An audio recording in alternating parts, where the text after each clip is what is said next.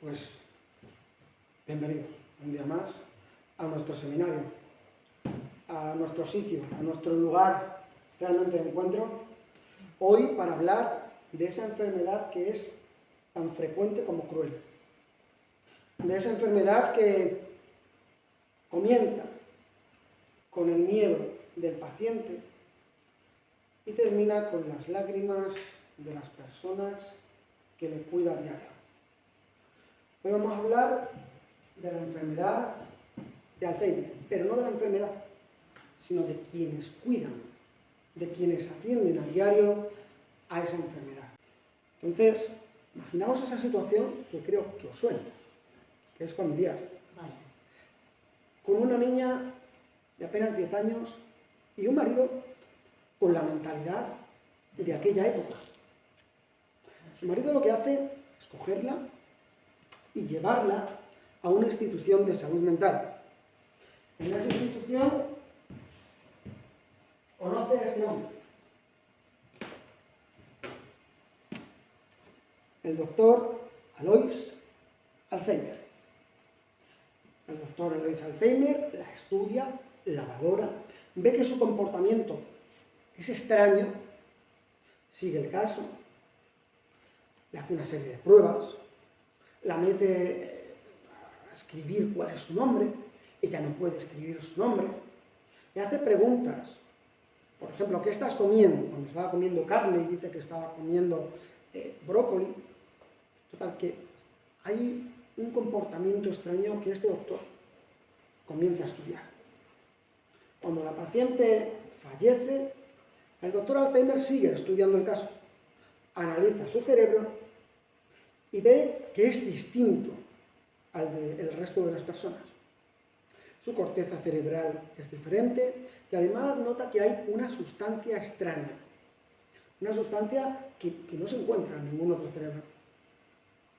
Entonces, claro, una vez que se estudia, se diagnostica y un poco más adelante, por primera vez, se habla de la enfermedad de Alzheimer. Esta señora es el doctor Alzheimer. Ella, como digo, es la primera paciente que tuvo Alzheimer reconocido en 1890 y empieza a trabajarse todo lo referente a la enfermedad de Alzheimer hasta llegar a nuestros días. Es conocida las dos figuras, evidentemente la del doctor Alzheimer es conocida y la de la primera paciente que padeció esta enfermedad pues también es conocida. Pero ahora la pregunta que os hago es ¿qué pasó con este hombre? ¿Alguien se ha vuelto a preocupar? Porque verdaderamente el doctor Alzheimer fue el primero en estudiarla y en diagnosticarla. Y ella fue la primera en padecerla. También tuvo que haber una persona que fuese la primera en cuidarla. Pero una vez más, al cuidador se le olvidó. Y curiosamente esto es algo que sigue ocurriendo. ¿Sí o no? Sigue ocurriendo. Seguimos dejando de pensar en el cuidador familiar. Por eso hoy esta sesión no es teoría sobre el Alzheimer, de unas pequeñas connotaciones teóricas solamente para poderlo refrescar y aclarar algún concepto que me podáis preguntar. Pero realmente lo que vamos a hacer es dedicarnos a aquello que se dedica este seminario, esta escuela de cuidadores, a vosotros y a vosotras, cuidadores y cuidadoras. ¿Bien?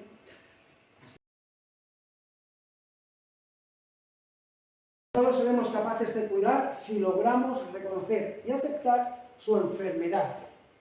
La aceptación de esa enfermedad. Entender algo que se repite seminario tras seminario, curso tras curso y ponencia tras ponencia. ¿Por qué mi padre, mi madre, mi marido, mi mujer ya no es, como dijo el marido de August Deter, mi mujer? Ya no es ella. Tenemos que entender y aceptar, tenemos que no sea ella. Es que es la enfermedad la que se la está llevando. Porque es muy complicado. Es muy duro. Cuando estás metido ahí. Por eso es muy duro y muy difícil, lo entiendo. Por eso es tan importante reconocerlo y aceptarlo, pero además siempre teniendo presente que tenemos que trabajar en nuestro propio autocuidado. Esto es muy, muy complicado.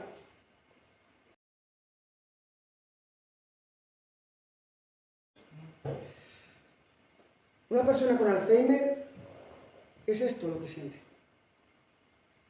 De saber quién es, de saber dónde está, de tener luz en su vida, a tener la más profunda oscuridad.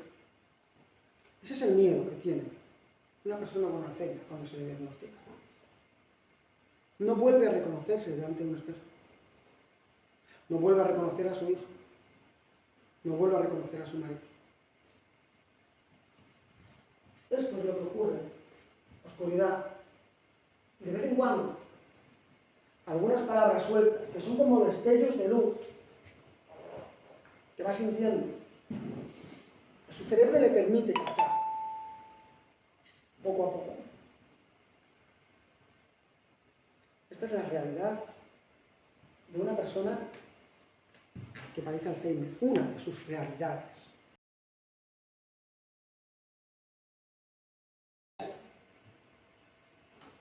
¿Cómo les notáis? Yo mi madre es mucho más tranquila. Mucho más tranquila, eso es. La nota es más tranquila. Hablarle es algo afectivo, ¿verdad? Hablarle, acariciarle. ¿Habéis probado ponerle música? Yo he cantado con mi madre muchísimo. Cantábamos, la Toya también cantaba, ¿eh? Es lo mejor. O Y una tengo de las grabaciones mejores y tengo cosas. grabadas cantando ella. Sin duda, una de las mejores cosas que se pueden hacer Mucho, mucho. con un paciente de este tipo. Porque además, no va a ser bueno solo para él, va a ser bueno para ti. Porque vas a ver que hay algo ahí, hay una conexión que no entiendes. Yo ahora te voy a explicar por qué ocurre, en la cual tú estás viendo a una persona mejor y tú estás cantando con esa persona y como un vínculo de comunicación a través de la música.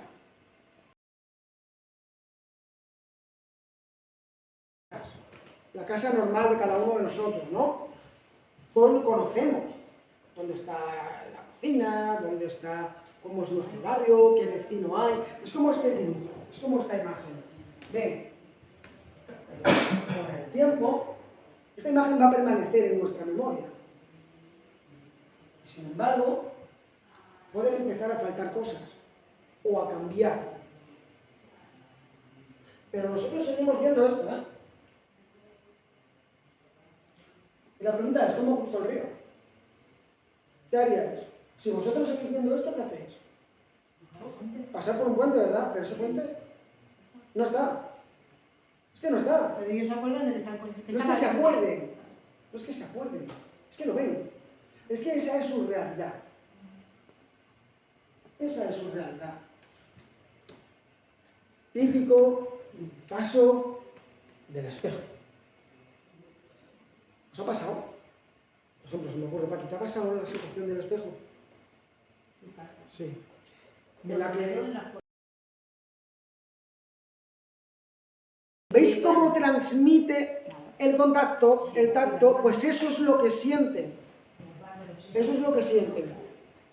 ¿Veis? Lo importante que es tocar para comunicarnos con ellos. Y sobre todo, para nosotros sentirnos también bien. Porque como digo, esto no consiste solamente en el paciente, consiste en vosotros. En saber qué podéis hacer y sobre todo, por qué haciendo esas cosas os sentís bien. Lleva tiempo.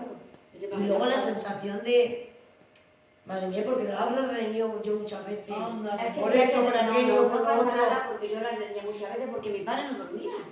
Es que se pasaba, y además no se la entendía muchas cosas, ¿eh?